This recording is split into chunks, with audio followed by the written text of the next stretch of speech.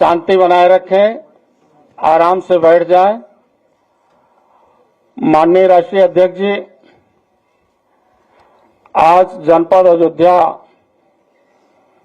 से बहुत से जो समस्याग्रस्त और पीड़ित किसान हैं, समाजवादी पार्टी कार्यालय पर आए हैं। आज अयोध्या में विकास प्राधिकरण और आवास विकास द्वारा किसानों की जमीन ली जा रही है और किसानों को सही मुआवजा नहीं दिया जा रहा है। किसानों का रिश्ता जमीन से है। जीविका का साधन केवल जमीन के अलावा और कुछ नहीं है। ऐसी स्थिति में हमारे सम्मानीय मीडिया प्रभारी के साथी आए हैं।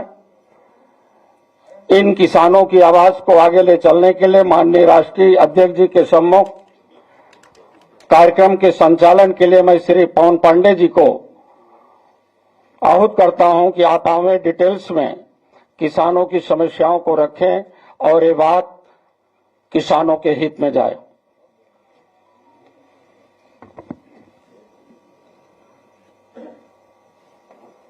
परम आदरणीय माननीय राष्ट्रीय अध्यक्ष जी, पूर्व में भी कई बार अयोध्या के किसानों के मुद्दों को आपने उठाया है। अयोध्या के किसानों की बातों को आपने, उनके दर्द को आपने कई बार उठाकर अयोध्या के लोगों को राहत देने का काम किया है। आज उसी क्रम में अयोध्या से कई किसान जिनकी जमीनों पर भारतीय जनता पार्टी की सरकार में विकास प्राधिकरण द्वारा, आवास विकास द्वारा बगैर मुआवजा दिए उन जमीनों को लेने की बात की जा रही है। किसान ये बुरी तरह से परेशान हैं, क्योंकि अगर जमीन से इनके परिवार का जीवन यापन होता है, उसी जमीन से ये अपने बच्चों की फीस जमा करते हैं, उसी जमीन से मेहनत करके अपने बिटिया के हाथ पीले करते हैं, और आज उस जमीन को सरकार लेकर अपने पूंजीपति और उद्योगपति मित्रों को देना चाहती है। पूर्व में भी आवास विकास के द्वारा जमीन का अधिग्रहण किया गया, बड़ा जमीन का भूखंड लिया गया अयोध्या में, और यह कहा गया कि यह जनहित के लिए है, जनता के लिए उपयोग किया जाएगा। और उसके बाद उस जमीन पर अपने बड़े बड़े पूंजीपतियों को होटल बनाने के लिए जमीन दिया जा रहा है। गरीब किसानों से बहुत सस्ते में लेकर बहुत महंगे में दिया जा रहा है। आज कई योजनाएं जो अयोध्या में चलनी है, यह जो हमारे किसान बंधु यहां पर आए हैं, ये कोई भी किसान विकास के खिलाफ नहीं है। कोई भी ये नहीं चाहता कि अयोध्या का विकास ना हो, अयोध्या तरक्की के रास्ते पर न जाए, अयोध्या का विकास हो, तरक्की हो। लेकिन यह संभव नहीं है कि हमारी जमीन को कौड़ियों को भाव लेकर भारतीय जनता पार्टी के अधिकारी और नेता अपने पूंजीपति मित्रों को अच्छे दाम पर दें, जिससे कि अच्छे पैसा कमाए और यह हमारे किसानों के हाथ में कटोरा आ जाए। हम इसका पुरजोर विरोध करते हैं। पहला मामला जो हमारे किसान आए हैं, उत्तर प्रदेश आवास एवं विकास परिषद द्वारा गैर कानूनी तरीके से जबरिया अधिग्रहित किए जा रहे भूमि विकास गृहस्थान एवं बाजार पूरक प्रथम योजना 2023 को संपूर्ण निरस्त करने की मांग कर रहे हैं। क्योंकि इसके पहले जब आवास विकास ने जमीन ली थी, जिस जमीन का अधिग्रहण किया, अभी वहां पर एक ईंटा नहीं रखा गया। वहां पर अभी कोई आपने काम ही नहीं किया। जो जमीन आपने हजारों बीघा ली है और उसके बाद आप नई जमीन लेना चाहते हैं। और सबसे बड़ी बात है कि ये जो कागज है, जो दस्तावेज है, जिनकी जमीनें जा रही 100% किसानों ने आपत्ति दाखिल की है कि हम आपको जमीन नहीं देना चाहते। जब 100% किसान इस बात की आपत्ति दाखिल कर रहे हैं लिखा पढ़ी में कि हम सरकार को जमीन नहीं देना चाहते, उसके बाद भी सरकार लेना चाहती है। हमारी मांग यह है कि अगर आप जमीन लेना चाहते हैं तो जो आज बड़े उद्योगपति जिस हिसाब से जमीन बेच रहे हैं अयोध्या में, 1 करोड़ 80 लाख रुपया बिस्सा, 2 करोड़ रुपया बिस्सा, वही भाव हमारे किसानों को भी मिल जाए। किसान जमीन देने को तैयार है। दूसरा मुद्दा, यह हमारे हाथ में सैकड़ों खितौनियां हैं। माझा जमथरा, यह भी मैं अपने राष्ट्रीय अध्यक्ष जी को सारे किसानों की खितौनी सौंपूंगा। ये सब किसान पीछे बैठे भी हैं, कुछ आए भी हैं। 3-4 पीढ़ियों से लोग खेती कर रहे हैं। 100 साल, 120 साल, 150 साल से खेती कर रहे हैं। यही खेती इनका जीवन यापन है। किसी का अमरूद का बगिया है, किसी की खेती है, कोई गन्ना की खेती करता है, उसी के द्वारा इनका जीवन यापन होता है इन किसानों का। आज बड़े उद्योगपतियों के होटल बनाने के लिए, बड़े टेंट सिटी बनाने के लिए, बड़े उद्योगपतियों के वाटर पार्क बनाने के लिए इन किसानों की जमीन ली जा रही है और ये कोई मुआवजा नहीं दिया जा रहा है। ये कहा जा रहा है कि जमीन सरकारी है, नजूल है। नजूल तो 90% अयोध्या है। अगर इस तरह पे आ जाएंगे तो पूरी अयोध्या खाली करनी पड़ जाएगी। 3-3, 4-4, 5-5 पीढ़ियों से खेती कर रहे हैं और सबसे बड़ी बात है इतनी खितौनी है, कागज इनके पास है, इन्होंने खेती की है, टैक्स देते हैं, उसके बाद आज इनको खाली कराया जा रहा है। कई लोग ऐसे हैं, कागज वो भी लाया हूं, जिनके मकान दुकान गिरा दिए गए, 1 रुपया मुआवजा नहीं मिला। तो मैं इसी क्रम में चाहता हूं श्री राजीव तिवारी जी आए, जिनकी जमीन जा रही है, 1 मिनट में अपनी बात रखें। श्री राजीव तिवारी जी। यहाँ पर उपस्थित माननीय श्री अखिलेश यादव जी और मीडिया के सभी सहकर्मी और मंच पर उपस्थित सभी महानुभाव, मैं प्रभु श्री राम की धरती से आया हुआ एक पीड़ित व्यक्ति हूँ। मेरी व्यथा कथा आप लोग 2 मिनट में सुनने का कष्ट करें।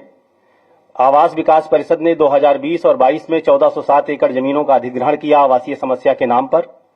जमीनें ली गई आवासीय समस्या के नाम पर। सबसे पहले प्लाट काटा गया होटल का, 5 लाख रुपया बिस्सा जमीन ली गई किसानों से और 1,81,00,000 रुपया बिस्सा में आवास विकास परिषद ने बेचा। इससे ज्यादा घोर अनैतिक काम कोई शासन सत्ता नहीं कर सकती है। 1407 एकड़ जमीनों का मास्टर प्लान तक था नहीं, मास्टर प्लान के लिए फर्म का सिलेक्शन तक नहीं हुआ। उसके पहले ही अगस्त 2023 में 450 एकड़ जमीन की सप्लीमेंट्री स्कीम और लेके आ गए, और वही कि आवासीय समस्या अयोध्या की। उसी स्थान पर बार बार जमीनें अधिग्रहित की जा रही हैं। सारे लोग भूमिहीन होने जा रहे हैं, उनका लाइवलीहुड इंपैक्ट हो रहा है, उनके जीवन जीने का अधिकार समाप्त हो रहा है।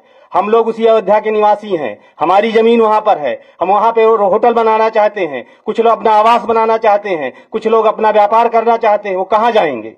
जो लोग भूमिहीन हो रहे हैं वो कहां जाएंगे? और एक और नैतिकता का प्रश्न मैं इस मंच से उठाना चाहता हूं। सुप्रीम कोर्ट के माननीय सुप्रीम कोर्ट के आदेश पर श्री राम जन्मभूमि तीर्थ क्षेत्र ट्रस्ट केंद्र सरकार ने बनाया, उसके पदेन सदस्य ex officio member district collector बनाए गए। उस राम जन्मभूमि ट्रस्ट ने अयोध्या में 2021 से लेकर 2023 तक 5 रजिस्ट्रीज कराई। सारी रजिस्ट्रीज हम लोगों ने निकलवाया, सारी की सारी रजिस्ट्रीज सर्किल रेट के कई गुने पे कराई गई। हद तो तब हो गई जब इसी शाहनवाजपुर मांझा में जहां 450 एकड़ जमीन एक्वायर की जा रही है, उसी शाहनवाजपुर मांझा में 2023 16 नवंबर को श्री राम जन्मभूमि तीर्थ क्षेत्र ट्रस्ट ने 22 गुने रेट पे सर्किल रेट पे जो है रजिस्ट्री कराई। 48 लाख रुपए बिस्सा पे सर्किल रेट पे रजिस्ट्री कराई। डिस्ट्रिक्ट कलेक्टर साहब खुद उसके मेंबर हैं। इसका मतलब वो मानते हैं कि यहां जमीनों का बाजार मूल्य 48 लाख रुपए बिस्सा यानी सर्किल रेट का 22 गुना है।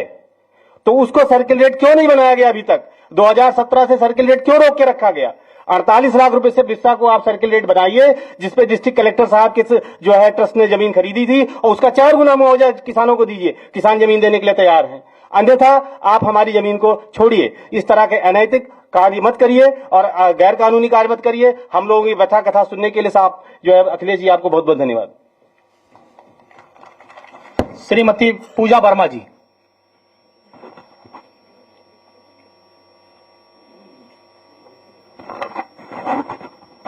माननीय अध्यक्ष जी को नमस्कार है और सभी को मेरा प्रणाम। मेरा नाम पूजा वर्मा है, मैं अयोध्या के मूल निवासी हूँ। मेरे पति की मृत्यु कोरोना महामारी में 2021 मई में हो गई थी। उनकी मृत्यु के उपरांत मैंने सभी जमा पूंजी जमा करके, LIC के डेथ क्लेम के पैसे सब जमा करके मैंने एक जमीन खरीदी थी अपने बच्चों के उज्जवल भविष्य के लिए। मेरे 2 बच्चे हैं, एक बेटा है और मेरी अभी 12 साल की बेटी है।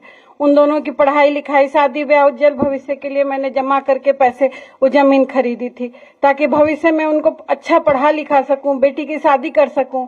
और वो जमीन आवास विकास परिषद जो है योजना में ले रही है और उसका मुझे सही मुआवजा भी नहीं मिल रहा है। अब मैं अपने बच्चों को कैसे कैसे पढ़ाऊंगी लिखाऊंगी, अपनी बेटी की कैसे शादी करूंगी।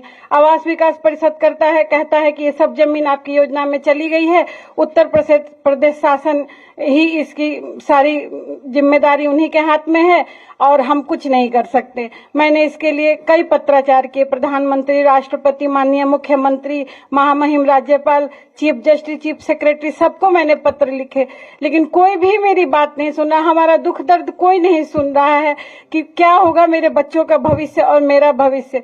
और कौड़ी के भाव वो जमीन ले रहे हैं। अतः माननीय अध्यक्ष जी से निवेदन है कि मेरी या तो जमीन मुझे वापस कर दी जाए या मुझे सही मुआवजा दिया जाए, ताकि मैं अपने बच्चों को पढ़ा लिखा सकूं, अपने परिवार का भरण पोषण कर सकूं। धन्यवाद।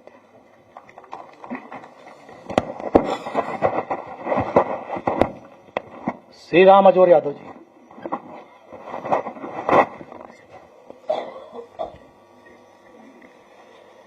सम्मानित मंच, आदरणीय अध्यक्ष जी, हम लोग माया जमथरा के किसान हैं। माया जमथरा में करीब 2000 किसान परिवारों को सरकार उजाड़ रही है और उनको उनकी जमीन ले रही है और उनकी जमीन का कोई मुआवजा नहीं दे रही है। बता रहे हैं कि जमीन नजूल सरकार की है। सरकार हमारी 4-5 पीढ़ियां उसी में खेती बाड़ी करती चली आई हैं और अपना परिवार चलाती रही हैं। इधर नजूल सरकार बता करके पूरी जमीन का अधिग्रहण कर रही है, ना तो उसका मुआवजा दे रहे हैं, जबकि उसी जमीन पर हम लोगों को बैंक से लोन मिलता रहा है, न्यायालय में जमानत के तौर पर उस कागज को स्वीकार किया जाता रहा है। और जब आदरणीय नेताजी की सरकार थी, श्री मुलायम सिंह यादव जी की सरकार थी, उस समय सरजू नदी पर बांध का निर्माण हुआ था। उस समय वहां के प्रभावित किसानों को मुआवजा दिया गया था। राष्ट्रीय अध्यक्ष जी, यदि किसानों की जमीन नहीं बची या उनकी जमीन का मुआवजा उनको नहीं दिया गया तो इन 2000 परिवारों के सामने रोजी रोटी का संकट खड़ा हो जाएगा। बच्चे पढ़ नहीं पाएंगे, उनकी स्कूल की फीस नहीं निकल पाएगी, ना तो उनका भरण पोषण हो पाएगा।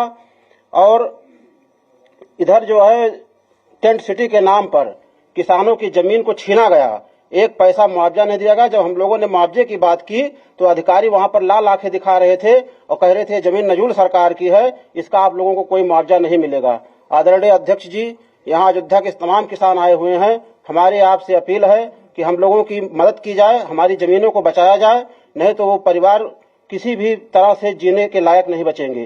धन्यवाद। हमारे बीच में अयोध्या से चलकर आए हैं व्यापारी नेता हैं। मैं बोलूंगा तो पता नहीं अच्छा लगे बुरा लगे, हैं तो सपोर्टर तो भारतीय जनता पार्टी के हैं, लेकिन इनकी भी जमीन जा रही है।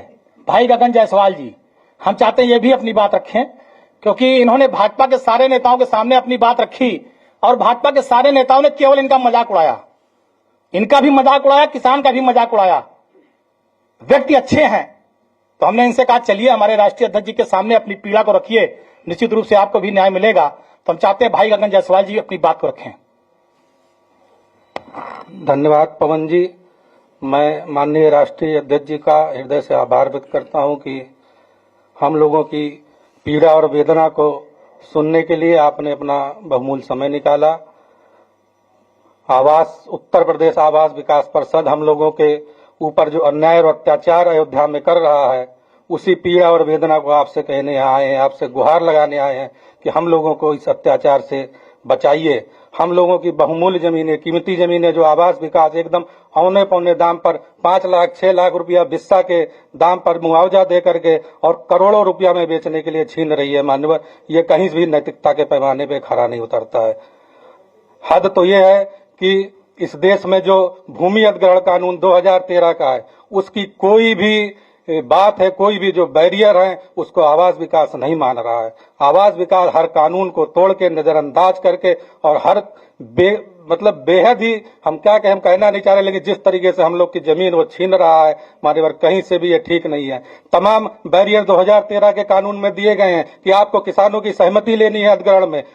सेक्शन 8 में लिखा हुआ है कि अगर आपने पहले से कहीं अधिग्रहण कर रखा है तो आप नया अधिग्रहण, जब तक आप पूरा उपयोग न कर लीजिए उस जमीन को, तब तक आप नया अधिग्रहण नहीं कर सकते हैं। लेकिन यहाँ पे हम लोग की जमीन औने पौने पे छीनना है, उसको उद्योगपति होटल वालों को 1.5 करोड़ 2 करोड़ 2.5 करोड़ रुपया बिस्सा में बेचना है। पूरी जमीन 1407 एकड़ जो ये ले चुके हैं मान्यवर, आज भी खाली पड़ी हुई है। आज भी वहां पे लोग जो है कोई अपना भैंस चराता है, कोई खेती करता है, और फिर आप नया 450 एकड़ लेने आ गए हैं। जो वहां पे किसान है, बार बार हम लोग भूमिहीन होने जा रहे हैं, हम लोग के पास जमीनें नहीं बचेंगी। आप जो मुआवजा दे रहे हैं उससे हम कहाँ जमीनें खरीदने जाएंगे। अयोध्या में राम मंदिर के बाद से जो है जमीनों की जो कीमत है आप सभी जानते ही हैं। हम लोग को जो पैसा मिलेगा, हम लोग 40-50 किलोमीटर दूर उस भाव में हमारे पास जमीन नहीं है, तो हम लोग भूमिहीन होकर कहाँ जाएंगे। क्या ये जरूरी है कि अयोध्या में हम लोग पहले से, हम वहाँ के मूल नागरिक हैं, हमारा अधिकार नहीं है। अगर अयोध्या का विकास हो रहा है, हम भी चाहते हैं विकास हो, लेकिन उस विकास में हमारी भी भागीदारी सुनिश्चित होनी चाहिए। क्या हम लोग होटल नहीं बना सकते,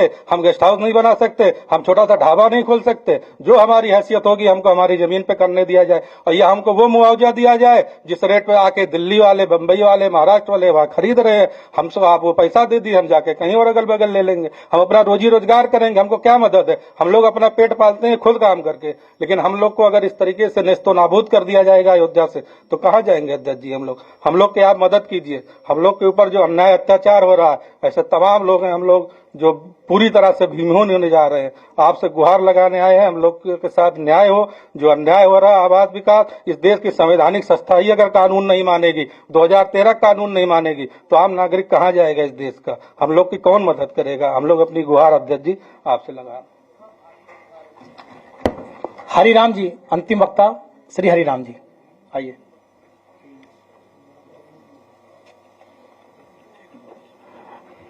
आदरणीय अध्यक्ष जी एवं समस्त पदाधिकारीगण या और पत्रकार बंधु, हम अयोध्या श्री राम जी के धरती से आज अध्यक्ष जी के सामने कई किसान के साथ मौजूद हैं।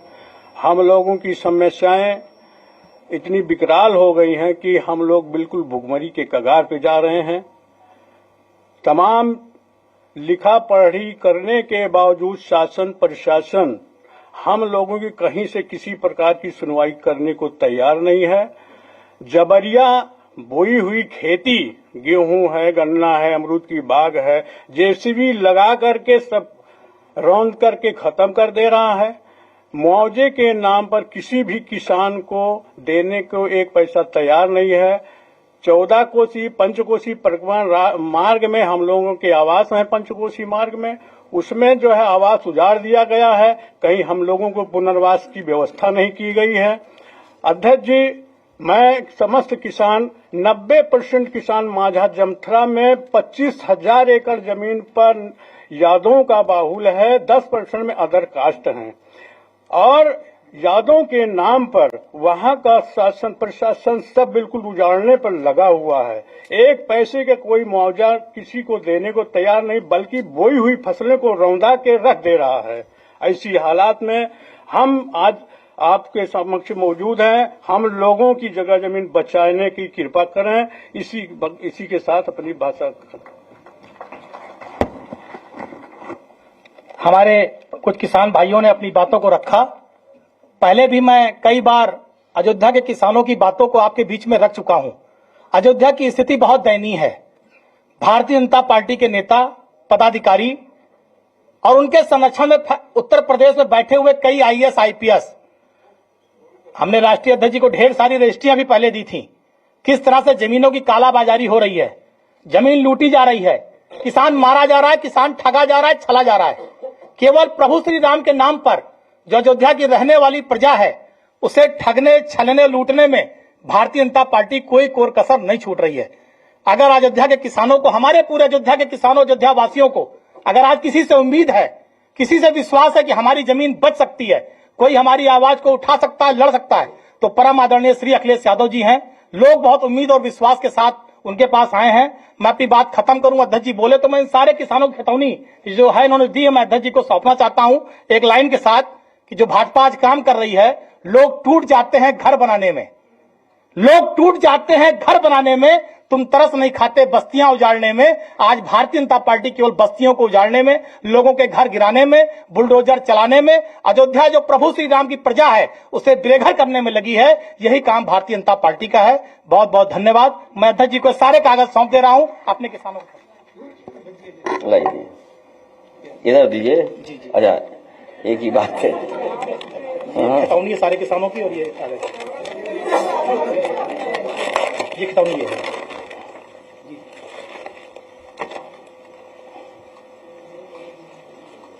बताओ मिलता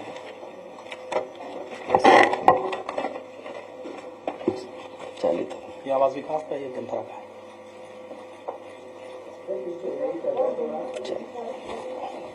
इसमें उसके बाद दिया रहता है। ये उसका मुआवजा नहीं मिला है। ठीक है। एप्लीकेशन में तीनों अलग अलग।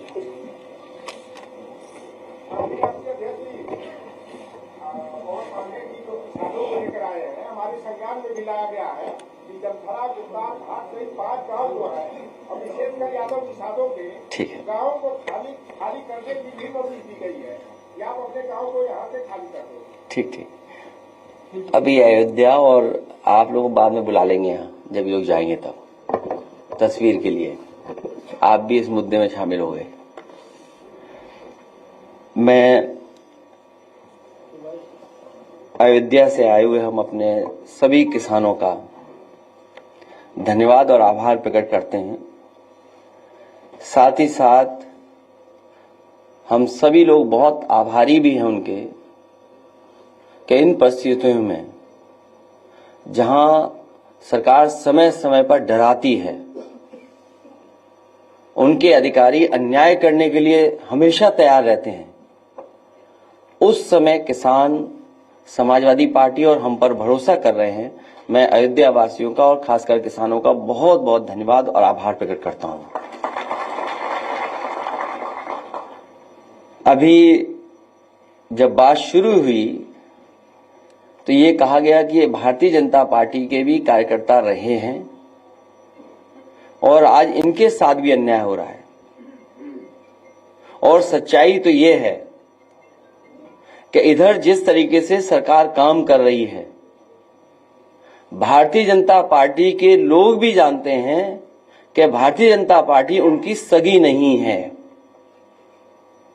इधर जिस तरीके से भारतीय जनता पार्टी फैसले ले रही है, काम कर रही है, भारतीय जनता पार्टी के लोग भी ये महसूस कर रहे हैं कि भारतीय जनता पार्टी उनकी सगी नहीं है। और मैं एक उदाहरण नहीं, कई उदाहरण दे सकता हूं। जो हमारे किसान यहां पर आए हैं, इनका तो सब कुछ छीना जा रहा है। दादा परदादा से वर्षों से ये खेतीबाड़ी करते आए हैं, अपना घर मकान बना लिया, रजिस्ट्री हो गई हैं, बहुत सी अपने परिवार मिलकर के रह रहे हैं, लेकिन सरकार जानबूझ करके इनकी जमीन छीनना चाहती है। और जमीन किस चीज के लिए छीनना चाहती है? ये किसान जो आए हैं वो किसी विकास के खिलाफ नहीं है, क्योंकि अगर विकास होगा, खुशहाली होगी तो इनकी भी तरक्की होगी। इनका जो मानना और समझना यही है कि अगर अयोध्या में इतना विकास हो रहा है और खुशहाली आ रही है, तो इनका भी साथ साथ विकास हो, इनके घर परिवार में भी खुशहाली आए। सरकार जानबूझ करके सस्ते में जमीन लेकर के कुछ मुनाफा कमाने के लिए और कुछ लोगों को मुनाफा कमाने देने के लिए ये जमीन जबरदस्ती छीन रही है। समाजवादियों का मानना है कि मार्केट वैल्यू के हिसाब से किसान को मुआवजा मिलना चाहिए। और कई मौकों पर मैं और आप यहां पर बैठ करके कई बार चर्चा की है और यहां तक कहा मैंने कि ये अयोध्या प्रभु राम जी की जमीन है, धरती है उनकी। न केवल भारत, दुनिया के लोगों को वहां के प्रति आस्था है। तो वर्ल्ड क्लास सिटी बने, वर्ल्ड क्लास इंफ्रास्ट्रक्चर बने, लेकिन जो लोग वहां से उजाड़े जा रहे हैं वो उजड़े नहीं, वो भी कम से कम बराबरी के साथ खड़े दिखाई दें। इसलिए मैंने कहा था कि अगर सर्किल रेट बढ़ा करके 6 गुना भी मुआवजा देना पड़े तो सरकार को पीछे नहीं हटना चाहिए। मैं आज फिर दोहराता हूं, जिस समय किसान एयरपोर्ट को लेकर के, अपनी जमीन को लेकर के यहां आए थे, कि वो वहां खिलाफ नहीं थे विकास के, या समय समय पर जो हमसे मिले हैं, जिनकी जमीनें जा रही हैं, मैंने उनसे भी आश्वासन दिया। तो फिर कहता हूं मैं कि इस सरकार से मांग है हमारी कि सर्किल रेट बढ़ा करके 6 गुना मुआवजा मिलना चाहिए। जो मार्केट वैल्यू है उसके हिसाब से उनका मुआवजा मिलना चाहिए। और अगर ये सरकार नहीं देती है, जब कभी भी समाजवादी सरकार बनेगी तो अयोध्या निवासियों को इसी तरीके से सर के रेट बढ़ा करके मार्केट वैल्यू के बराबर उनको मुआवजा दिलाने का काम करेंगे। आखिरकार सरकार को किस बात का नुकसान हो रहा है? जहां आश्रम बनने चाहिए वहां होटल बनाना चाहते हैं। ये बात तो किसी को समझ में नहीं आ रही। अच्छे आश्रम बने, अच्छे रुकने का स्थान बने, धर्मशाला बने, वर्ल्ड क्लास इंफ्रास्ट्रक्चर के साथ चीजें बने, लेकिन अखबारों में विज्ञापन हम लोगों ने भी पढ़ा था कि 5 स्टार होटल बनेंगे। बीजेपी के लोग तो 5 स्टार होटल के खिलाफ थे, उस संस्कृति के खिलाफ थे।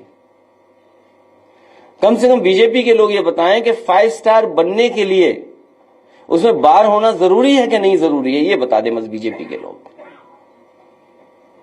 बीजेपी के लोगों ने कहा, और बीजेपी के लोग बताएं ये बात, सरकार के लोग बताएं कि जो 5 स्टार होटलों के लिए जमीन दे रहे हैं,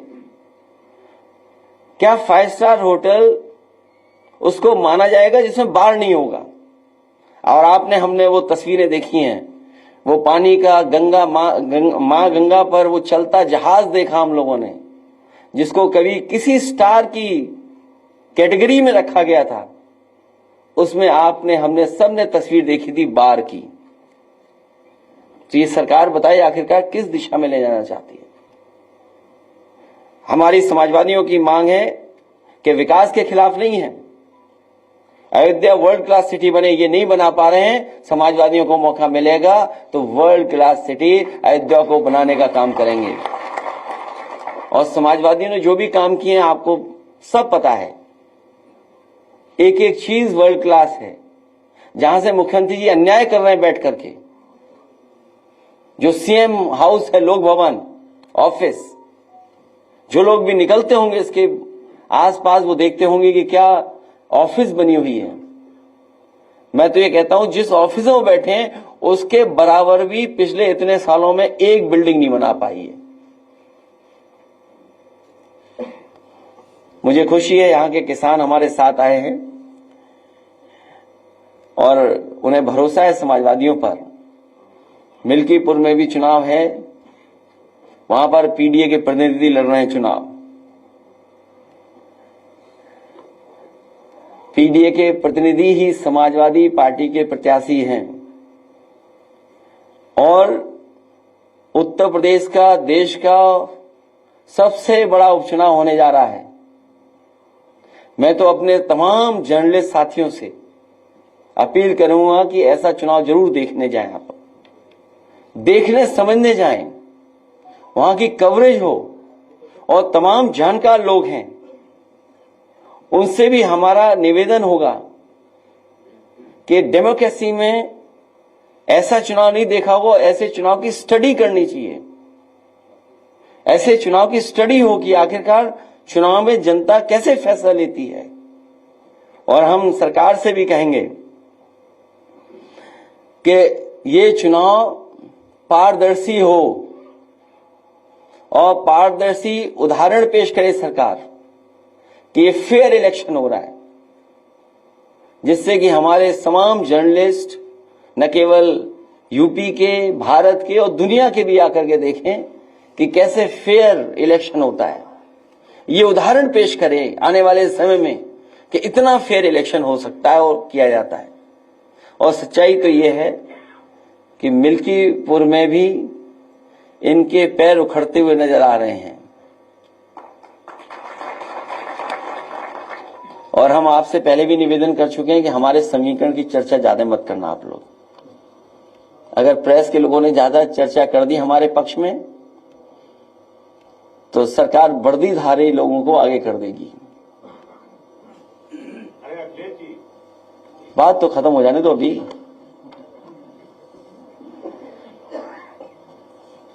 और भाजपा को हराने के लिए हमारे किसान तो हैं ही तैयार, भाजपा को हराने के लिए व्यापारी भी तैयार हैं, भाजपा को हराने के लिए युवा भी तैयार हैं।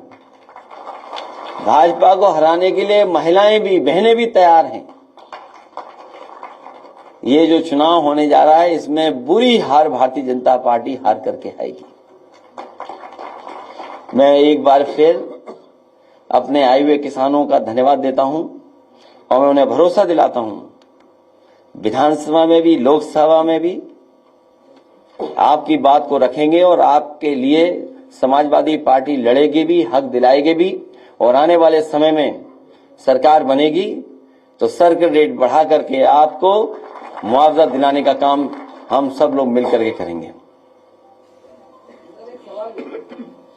अगर जिस तरह लगातार अयोध्या के मामलों का चोरी लगातार आप सवाल उठा रहे हैं कि जमीनों का अधिग्रहण किया जा रहा है, उसके बावजूद सरकार सुनने को तैयार नहीं, तो क्या समाजवादी पार्टी के कार्यकर्ता और समाजवादी पार्टी के नेता फ्रंट पे भी उतर के इसके खिलाफ लड़ाई लड़ेंगे? कई बार सुधार आता है, फिर बिगड़ जाती है बीजेपी। जब यहां पर बातचीत आपसे होती है तो सुधार आता है और फिर बिगड़ जाते हैं। और इससे महत्वपूर्ण सवाल हमारे पत्रकार साथियों को ये पूछना चाहिए और बताना चाहिए जनता को भी कि आखिरकार सब रजिस्ट्रियां बीजेपी वालों में कैसे हो रही हैं। लोग कह रहे थे कि आप गंगा नहाने कब जाएंगे, और आप गंगा नहाने गए भी, और उसकी एक तस्वीर आपने वायरल की जो लाखों लोगों ने देखी। उस तस्वीर को जो आप चेन पकड़ के हैं, उसको लोग देख के विरोधी जो है ठंडे बस्ते में चले गए और कह रहे हैं कि यार द मोस्ट हैंडसम पॉलिटिशियन। मैं अपने साथी का धन्यवाद देता हूं और मुझे अच्छा लगता है कि सबसे पहले सवाल आप ही और सबसे अच्छा सवाल आप ही पूछते हो। अब मुझे तो ये लगता है कि मुख्यमंत्री जी को 2 डिप्टी सीएम हाथ पकड़ करके ले जाकर के डुबकी लगवाएंगे।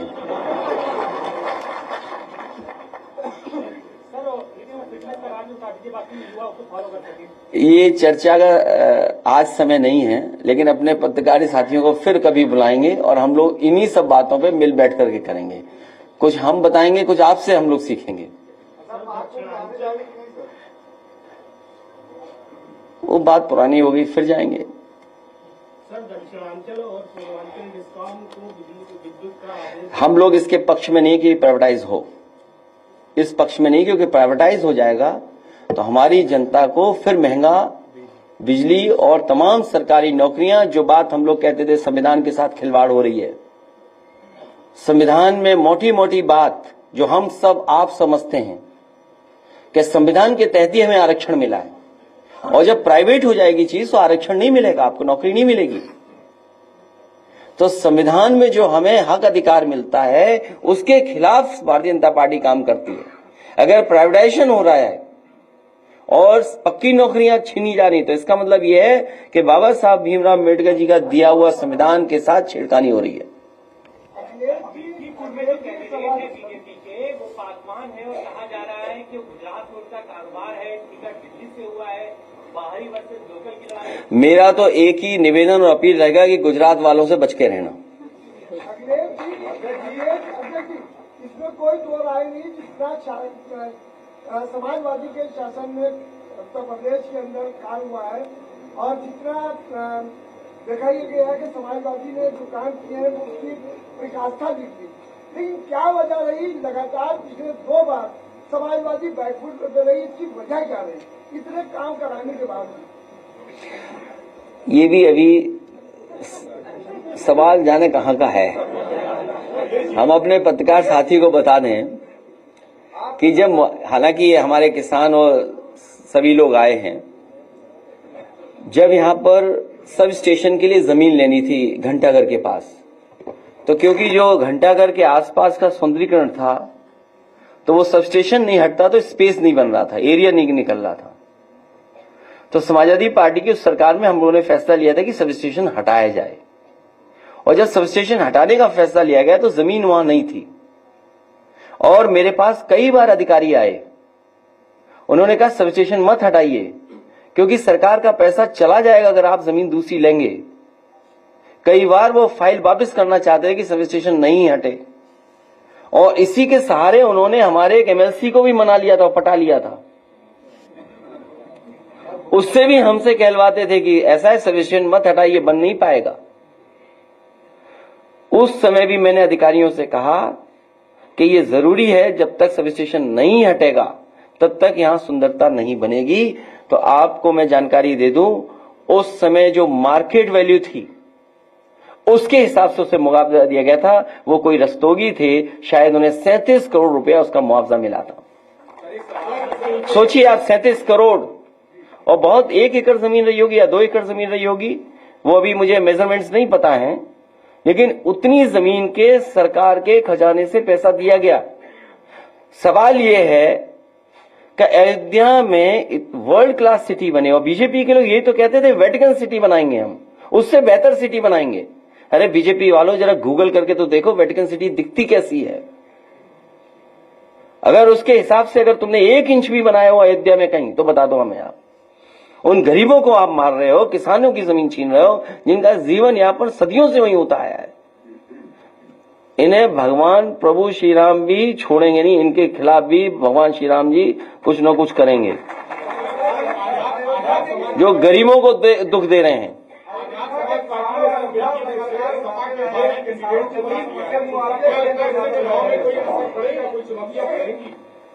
देखिए, समाजवादी पार्टी का प्रत्याशी पीडीए परिवार का है, वो लड़ने जा रहा है, वो मुकाबला कर रहा है। पिछले कई दिनों से काम हो रहा है, हमारा ऐतिहासिक जीत होने जा रही है। बस हमारा आपसे निवेदन है, हमारे समीकरण की आप चर्चा करते हो कई बार, हमें चैनल पर डर लगने लगता है। हमारे ही रास्ते पर भारतीय जनता पार्टी चलेगी, उस पर दूसरा कोई रास्ता नहीं है। जब भी उन्हें विकास के रास्ते पे चलना पड़ेगा तो हमारे ही रास्ते पर, ये पीडीए के रास्ते पर है। और देखिए पीडीए का कमाल क्या हुआ, कुंभ के मेले में हर खंबे पे पीडीए पीडीए लिख गया। आप पता करिए, आप जानते होंगे, हर खंबे पे पीडीए लिखा हुआ था। तो बताओ प्रभु श्री राम ने करा ये कि नहीं किया? बाद में जब सरकार को पता लगा तो हटवाने में लग गए, क्योंकि पीडीए का मतलब जो बीजेपी के अधिकारी को पता ही नहीं था, प्रयागराज डेवलपमेंट अथॉरिटी। सोचिए हमारा कितना प्रचार किया कुंभ में, अब सुना है कि सब हटवा दिए गए सरकार ने। सोचो ऐसी सरकार है। अजय जी, अयोध्या के किसानों का मुद्दा आप लगातार उठाते रहे हैं कि मुआवजे को लेकर दिक्कत है। लगभग 2 महीने पहले आवास विकास परिषद के सचिव नीरज शुक्ला ने प्रेस कॉन्फ्रेंस की थी, और उस प्रेस कॉन्फ्रेंस में जो है अयोध्या के किसानों की बात की। उन्होंने कहा कि हम लैंड पूलिंग पे बात कर रहे हैं कि लैंड पूलिंग के लिए किसानों को जमीन दी जाएगी, किसान इस पे राजी हो कि वो अपनी पूरी जमीन देंगे और उसका 25% हिस्सा हमने डेवलप एरिया में देंगे। लेकिन किसान जो है लगातार बड़े ज्यादा मुआवजे की मांग कर रहे हैं, जो उनके लिए देना जो है लैंड पुलिंग या इस तरह की जो शब्दावली ला रहे हो, जो कई स्टेटों में सक्सेसफुल भी है, फेलियर भी है। ये लैंड एक्विजिशन का तरीका, पूरा सरयू नदी के आसपास लैंड एक्विजिशन हो गई। किसानों को कितना लैंड पुलिंग में मिला है बता दे सरकार हमें। अगर कहीं भी अयोध्या में किसानों की जमीन लेने के बाद किसानों को कहीं डेवलपमेंट के लिए जमीन दी गई हो, डेवलप करके जमीन दी हो, तो बता दें हमें। पूरा सरयू के आसपास सभी जमीन बिक गई। अधिकारियों का कहना है किसान राजी नहीं है लैंड पूलिंग के लिए। हम भी राजी नहीं है। हम मार्केट वैल्यू के हिसाब से पैसा चाहते हैं, किसानों को मुआवजा मिले। अधिकारियों के चक्कर में रहोगे तो समझ लो क्या करना पड़ेगा तुम्हें। इससे अलग हटके है सर, आज बॉलीवुड के अभिनेता सैफ अली खान पे हमला हुआ है, जिसकी अभी प्रेस कॉन्फ्रेंस में वहाँ के डॉक्टर्स कर रहे हैं।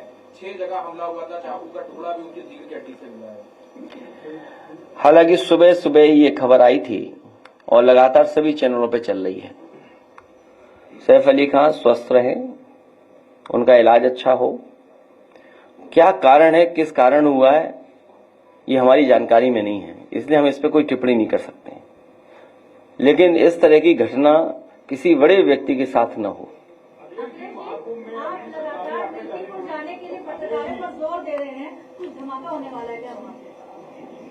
नहीं, हम तो चाहते हैं कि फेयर इलेक्शन हो, इसलिए आपको भेज रहे हैं। रेलवे और बस से सिर्फ 16 लाख आदमी सफर कर पाए, तो क्या आप मानते हैं कि सरकार जो 3 करोड़ 4 करोड़ लोगों को डुबकी लगाने की बात कर रही है, ये लोग पैदल गए वहां तक? सरकार का हर आंकड़ा वो है फर्जी, और हमारा पत्रकार साथी सही बोल रहा है, हम इसको धन्यवाद देते हैं। कुछ ट्रेनें खाली आ रही हैं, सुनने में आया गोरखपुर वाली खाली ट्रेन गई है पूरी, और नहीं मानते अभी वीडियो दिखा सकता हूं मैं आपको। नहीं वो छोड़िए, हम उन पर चर्चा नहीं करना चाहते हैं, लेकिन ये बात मोटी मोटी मान लीजिए कि बीजेपी का हर आंकड़ा फर्जी है।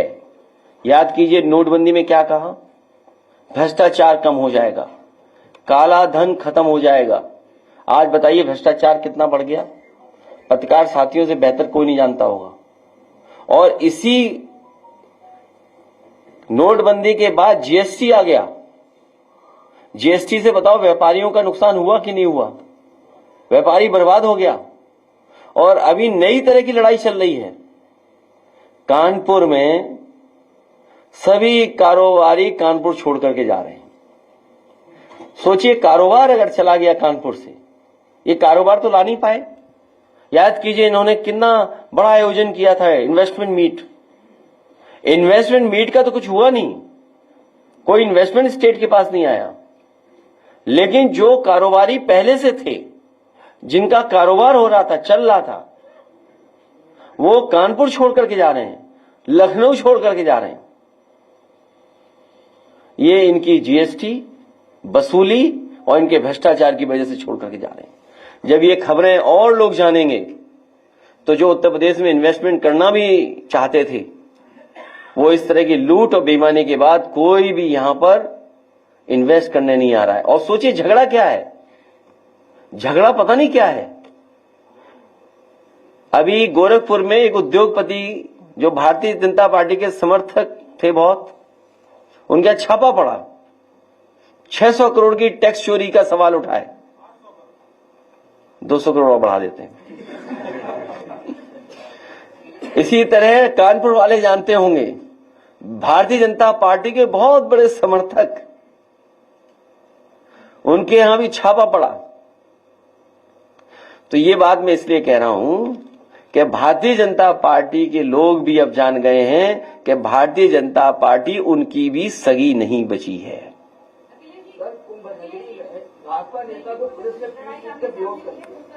वो मैंने ट्वीट कर दिया, वो एसटीएफ का सवाल है। सर, नई दिल्ली में भाजपा के विधानसभा प्रत्याशी हैं प्रवेश वर्मा, झूठे बांट रहे मतदाताओं को।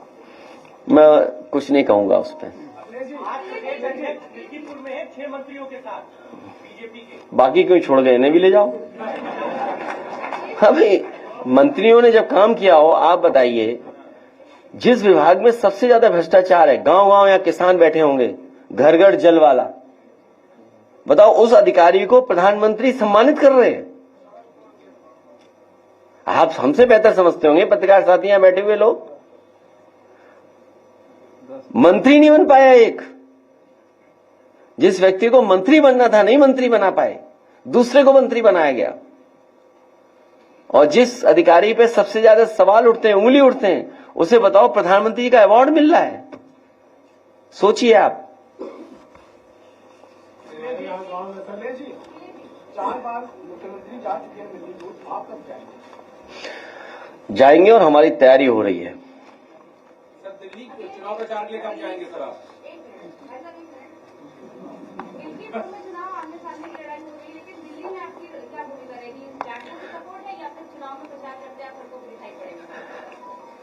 समाजवादी पार्टी का आप पार्टी को समर्थन है, इसका मतलब ये नहीं कि हम कांग्रेस के विरोध में खड़े हैं।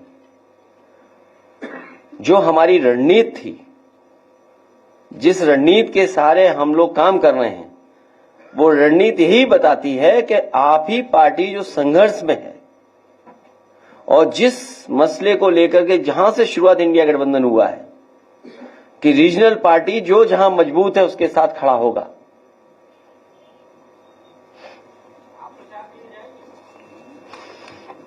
आप भी चलना, दोनों जगह चलेंगे।